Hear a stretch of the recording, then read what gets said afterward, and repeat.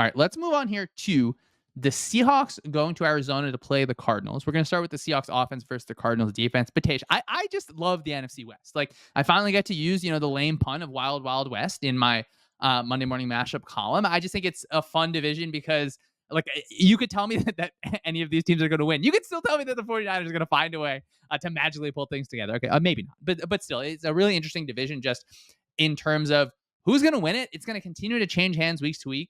And this game has like the largest implications. I think it really, really is going to swing the playoff probability for both of these teams. Starting off with the Seahawks offense, just feels like it's been a little bit of a struggle at times. I think things aren't fully cohesive. You see these individual moments of like really nice creativity. I think the way that they have their middle screen set up where, usually teams are just kind of throwing out that flat area. It's usually a swing. Maybe it's coming from a running back. Maybe it's a bubble or something of that nature, but they'll fake that and then have JSN kind of coming back inside to the middle of the field. I've really liked what they've done with that this year. I feel like everyone's kind of picked on that overall. And then you have these early down runs that they're just rough, right? they're just not what you want at this point. You still get some offensive line play that is also not what you want. But then you have Geno Smith, who's really able to make up for things in certain ways. What do you have here for the Seahawks offense? Yeah, Seahawks offense, in a bit of a weird spot right now where they rank 17th in EPA per play, have a slightly below average passing offense, a really bad rushing offense, and it really just comes back to like the offensive line is really bad, and they've had to do a lot of things to try to overcome it. Some of those things have worked, some of those things haven't, but you have this group of kind of pass centric players where Geno can still rip middle of the field passes. Like that's his strength. JSN leads the team in target share and success rate when targeted. DK Metcalf is obviously still DK Metcalf, and Lockett can do certain things now at this stage in his career. But just like when for them, like overcoming their offensive line woes has been a big problem, this season. And I don't know if they'll be able to figure that out the rest of the way. And so you'll just have to hope that you can have some of those nuclear Geno games and really just lean into the top three pass catchers that they have. Like every game is a Geno game if you try hard enough. Let's talk about the Cardinals defense here, where they come off a tough late loss to the Minnesota Vikings. I do think in that game, I liked the way that they were pressuring Darnold, where they get a bunch of unblocked rushers. I think that it's just the smart approach. You lean into that variance. You're trying to create a big play in some sort of way. If you can get just a team just to have a rough third down day overall, that puts your defense in such a good situation where you're just not the most talented unit, and that's okay. But if you can make it up for that, that is a positive situation. What do you have here for the Cardinals defense? I really like the leaning into the variance point where when you look at like how often they send certain pass rushers, they only rush for 60% of the time, which is pretty low relative to the rest of the league. They try to be exotic, right? Like they'll rush some 3, they'll rush 5+, like just really mixing up the amount of different pass rushers that they can throw out there. And they had the game against the Bears where they were just getting pressure consistently on the quarterback. The Jets game after that was something similar, but I think like the lack of just like true pass rushing talent on this team holds them back as a defense. And so they do rank 21st in EPA per play allowed right now because of that. But it's just not like a great defense because of the pass rush, but they can try to do some stuff schematically to try to overcome that. I think about just a positive matchup here for the Seahawks offense against the Cardinals defense. It feels a little bit like pick your spot in terms of the passing game. Like obviously I'm going to love JSN on the inside. I'm excited for any JSN versus Garrett Williams rep. Those should be fun. But DK on the outside, who's going to block that or who's going to cover that guy in any sort of way? What do you have here as just a positive for the Seahawks offense? Yeah, very similar, like intermediate passing, 5 to 15 air yards. The Cardinals are the worst defense at defending this area of the field in the league, and all three receivers that the Seahawks have can really do work over this area. So, expecting a lot of targets to JSN and Metcalf in that area of the field this game. And thinking about the Cardinals defense, I think that as a pass rush, you kind of feel okay playing against Seattle in any sort of way. Sorry, just give me one second. Oh yeah.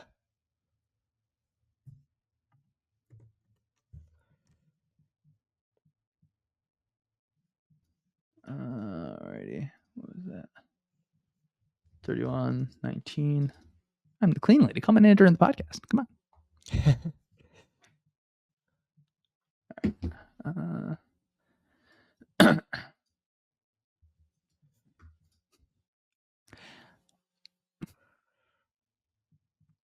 And in this game, I do think, if you're playing against the Seahawks offensive line, you're probably looking at just your pass rush unit overall as something that you feel positive about. What do you think here, maybe a positive for the Cardinals defense against the Seahawks offense?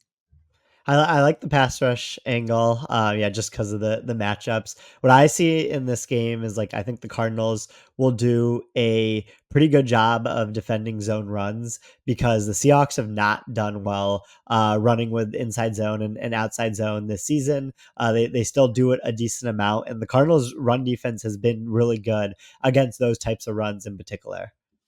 All right, let's. The last one I want to mention here is just the Geno Smith versus free rushers. Like whenever that happens, it's just exciting. Obviously, no, I don't want any quarterback to have a free runner at them. But we talk about sack avoidance. Geno, I think, can really do both, where it's sack avoidance indecision, sack avoidance, also in like literal toughness, like the ability to stand in there. Or maybe toughness, not the 100% correct word, but just being able to do that, take some of those hits, like that is really, really difficult. So every time there's a free rusher in this game, I'm excited to see just from like a football perspective what's going to happen. Obviously, Geno, please stay healthy. Tage, let's move on to the Cardinals offense against the Seahawks defense, where the Cardinals offense, impressive at times. I think not the best red zone day versus Minnesota. The Trey McBride party is, were we early on that? Maybe. Yeah, we'll let the historians decide on that one. I feel like just incredibly good about Trey McBride. And then James Conner. He's still doing what he does. We mentioned earlier, Cleo Mack still doing what he does. Just really, really like to see that. What do you have here overall for the Cardinals offense?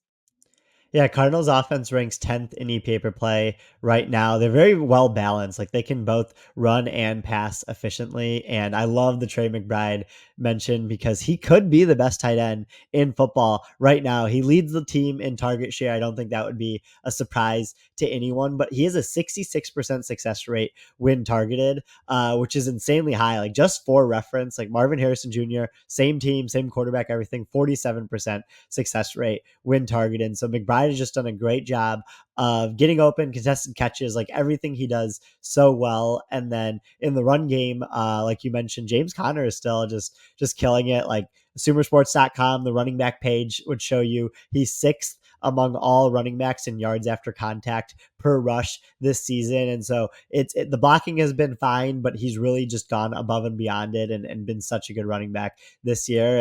And I've really enjoyed having him on my fantasy team. I love the Trey McBride could be the best tight end in the league because I feel like with Travis Kelce, obviously just in a little bit of a different part of his career, we can do these sorts of conversations. Like, I'm trying to push the Brock Bowers for Rookie of the Year. I don't want it to just be a quarterback award, but hey, George Kittle, let's not forget about our guy. That's why we have to say could be the best tight end in football, and that is the best tight end Yes. in football for now. All right, I want to talk about the Seahawks defense here for a little bit, where our guy Mike McDonald, look, we were silent on him a little bit after that hot start. We're so back here. I've been really, really impressed with how he has gotten higher level play out of just new additions or switching guys at the linebacker position, where last year, of course, getting so much out of Patrick Queen was part of his many superpowers. I think that he really understands as a defensive game planner how you want to attack an offense in the run game. So you're finding different ways you're kind of creating different fronts after the snap. Last year, we think about Patrick Queen just blitzing the line. And now we're moving one or two linemen kind of in opposite directions. We're changing how the offense has to block a run after the snap or how they're dealing with pass protection overall. It can let one of your linebackers play faster. It can let, if your other linebacker is a little bit better, playing coast to coast, then it puts players in better situations. Of course, having Leonard Williams really just helps things overall with how they fit the run. But really with McDonald overall, certainly a guy who is going to continue to prioritize, like, hey, we need to be able to deal with the pass in this way and that way, but just always impressed with what they're doing against, or certainly over the last few weeks, dealing with the run game. What do you have here for our guy, new father, Mike McDonald? Yeah. First off, yeah, congratulations to Mike McDonald on being a father.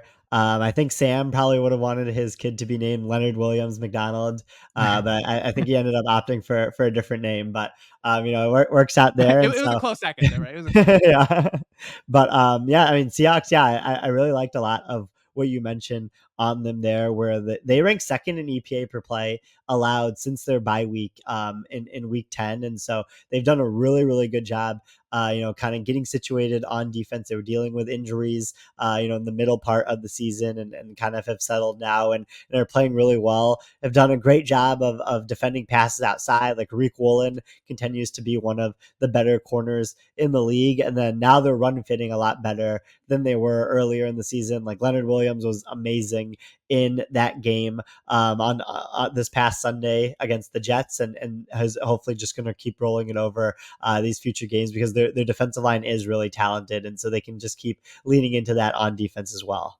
We've seen a bunch of just like profiles. Obviously, when McDonald was being looked at as a head coach, when he was just like beating everyone last year, just about kind of his approach overall as a game plan or defensive coordinator and such. And we've certainly heard things come up about like it and him, and then certainly at his time in Michigan. Of course, Michigan is known as a program that uses so much data, through Harbaugh, the way that he was able to get a lot of like just things like advanced reports. Of course, every team is going to use that, where you're looking at kind of what is the team's tendencies. It feels like McDonald, and he said it in like profiles, like he's talked about how like, yeah, that is something that he's going to look at, like tendencies overall. So I don't know if you agree with this, but I think it can feel like for defensive coordinators from week 1 versus now heading into week 14, maybe it's a little bit more helpful for them to be later in the season, just because you have so much more data on teams. So you can really get an idea of, okay, on 1st and 10, this team is, 60-40 run pass, or on 2nd and 6, they are going to, like, they consistently did exactly this. Whereas in game 1, in game 2, it's a little bit different. I don't know if you have any thoughts over there, just like on teams that are going to leverage data, be open about it, be confident about it. Sometimes I think obviously more data helps us. It feels like more data can also help them in their game planning.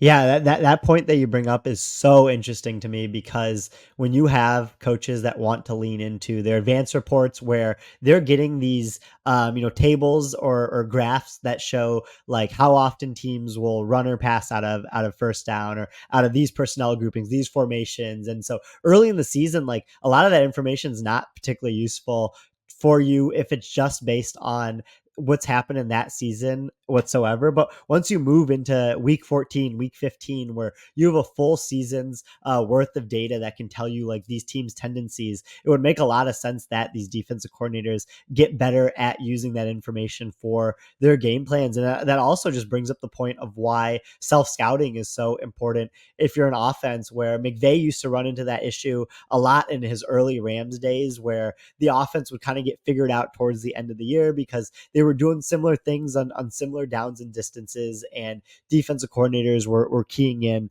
on those, and he ended up adjusting it. And so I think that like for these offensive coaches to self-scout, realize like, oh, I have this strong tell that every 1st and 10 that we're in 12 personnel, I run the ball. And I can't be doing that this often. Like it would be really helpful for the offenses going forward as well.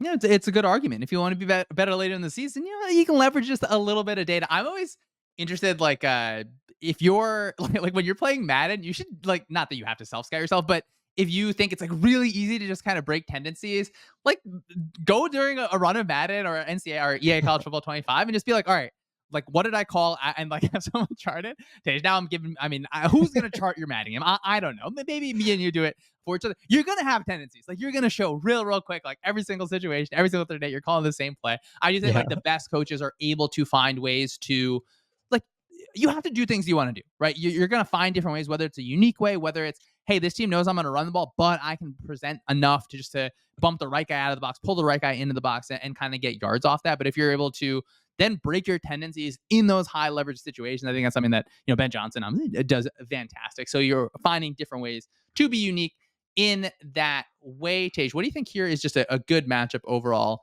for the Cardinals offense against the Seahawks defense? How many times are we going to say Trey McBride? I was gonna say I'd be surprised if we didn't have the same one here. Yeah, it's Trey McBride, first in yards per out run among tight ends this year. Seattle's linebackers are their weakness, so I'm sure he'll have another big game in this matchup. And thinking about from the other side, I have to imagine both of us are sharing the same one here in Leonard Williams, where such a stud. Tage, that pick six was so fun, but also Rodgers had a pick six earlier against Andrew Van Ginkel, where a team's presenting pressure. They know that Rodgers wants to throw hot over the middle. You get the right person to drop back there. And Williams, I mean, it's impressive that like it kind of. I guess I don't necessarily want to call it like a deflection overall because I think he like fumbled it a little bit, but then he was able to catch it. That was really, really impressive. Where I mean, it's going to be so fun to watch every single like inside gap run. I just like because you have to be able to push like move those defensive tackles with those double teams because especially if you're gonna have a pull like your running power inside, if you can't move that player over, it's going to be a real tough time for you to be able to get into the right spot. I think that is going to be a lot of fun. I don't know if you have one here that is fun for the Cardinals offense against the Seahawks defense. Yeah, so I watched a lot of Cardinals offense this year, and like obviously McBride's amazing as we've talked about, but the secondary story is just like Michael Wilson and Marvin Harrison Jr. are like having like basically the same production in this offense. Or like Wilson's probably even been a little bit more encouraging, and so I really just use like the FTN data that we have to try to find out like why this is. And what I found is Marvin Harrison Jr. has been targeted on 15 go routes this season, and those targets have resulted in a 20% success rate. So, very small number of them have been successful and a negative 0.18 EPA when targeted. Everything else that he's done, curl routes, 9 targets, 77% success rate. Digs, 9 targets, 44% success rate. Like he's just been a lot better on different types of routes. Like they need to stop throwing go balls to Marvin Harrison Jr. because like he could be more productive in this offense, but we just haven't seen it because they keep targeting on goes so much, and that's just not his game. Yeah, well, hopefully see the usage get just a little bit different. Like we don't have to say that Marvin Harrison Jr. is not good. Like he is gonna, I think, continue to adjust and just his usage again. Hopefully is tweak it a little bit. I'm not giving up on him in any sort of